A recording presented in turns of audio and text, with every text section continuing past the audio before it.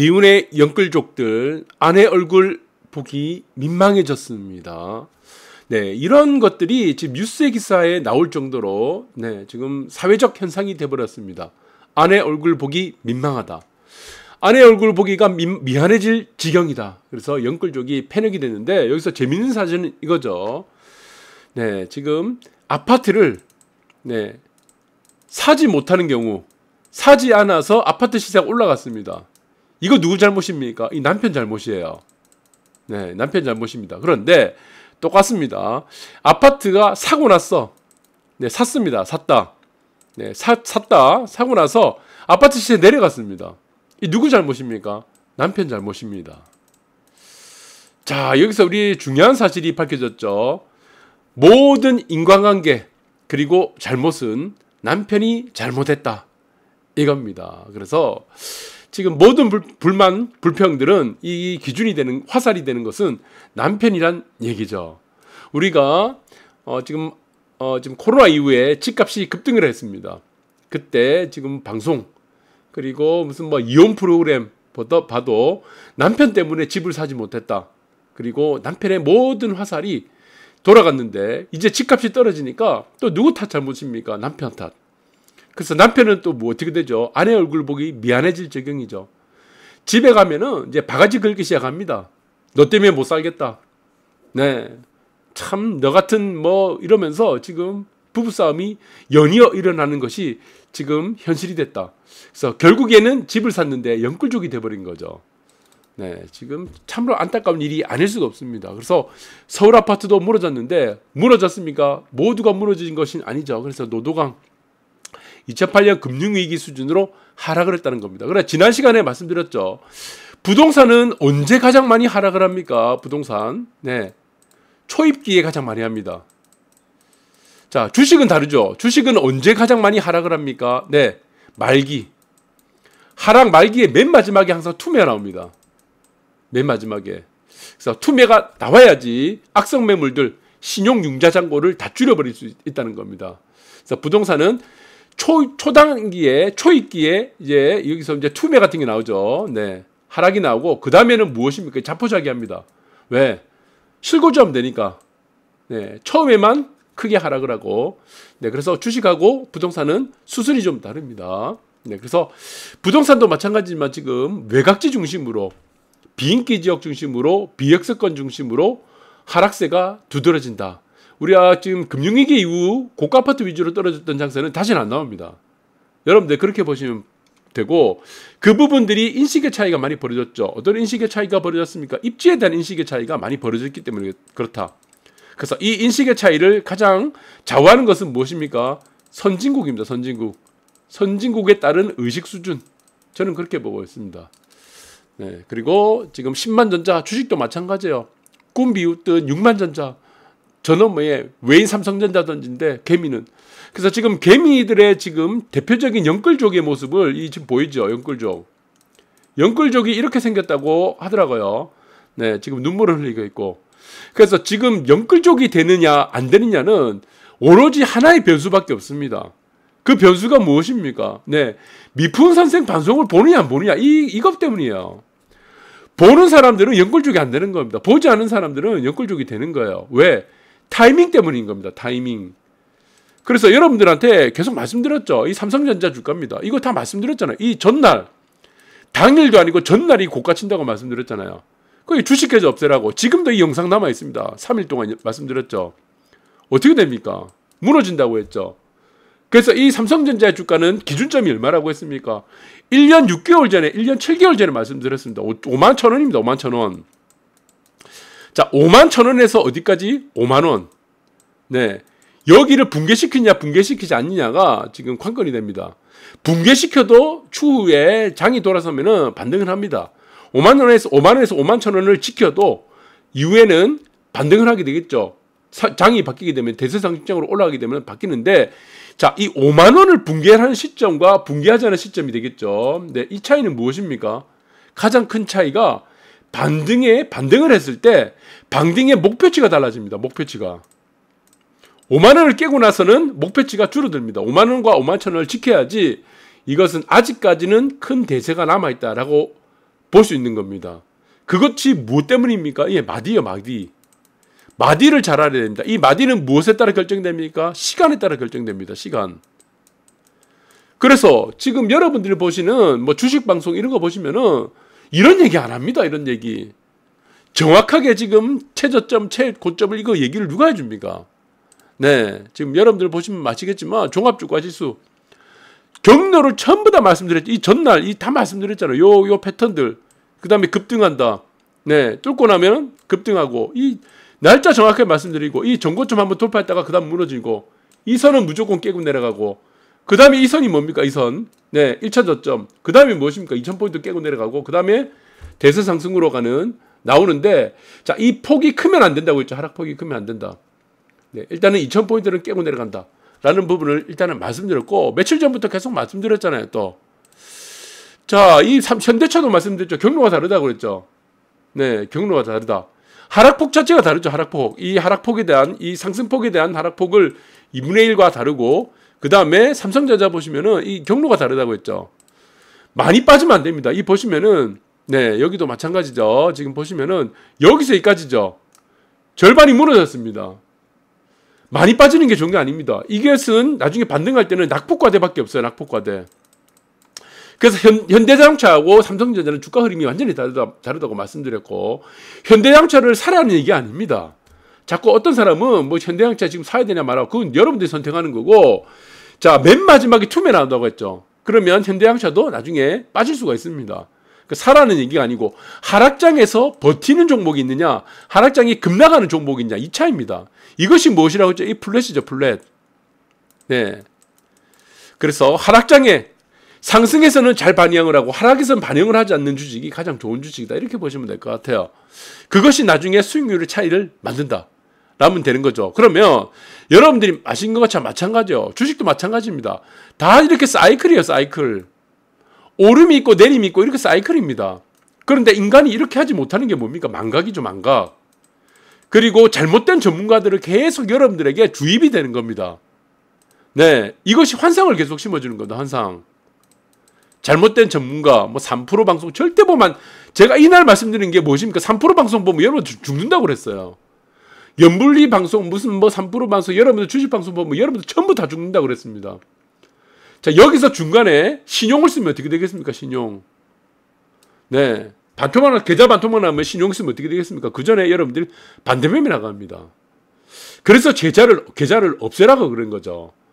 그래서 마찬가지로 항상 우리가 보시면은 종합주가지수 마찬가지입니다. 항상 이런 사이클을 계속 그립니다. 사이클. 계속 이런 사이클을 그려요. 이게 왜 어렵습니까? 네. 상승하게 되면은 영원히 상승할 수 있다는 이 환상에 젖고 하락할 때는 영원히 하락할 것이라는 이 환상에 젖는다는 겁니다.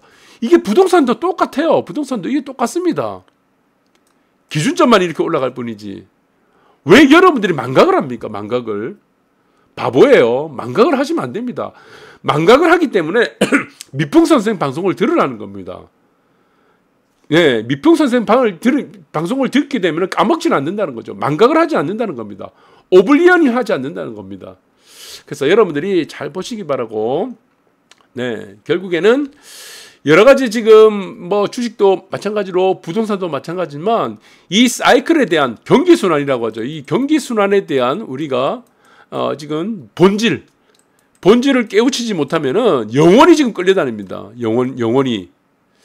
그래서 위험하다. 여러분들 그렇게 보시고 항상 네 가지를 기억하시라고 했죠. 네, 우리가 주식에서 부동산에서 네 가지 플랫.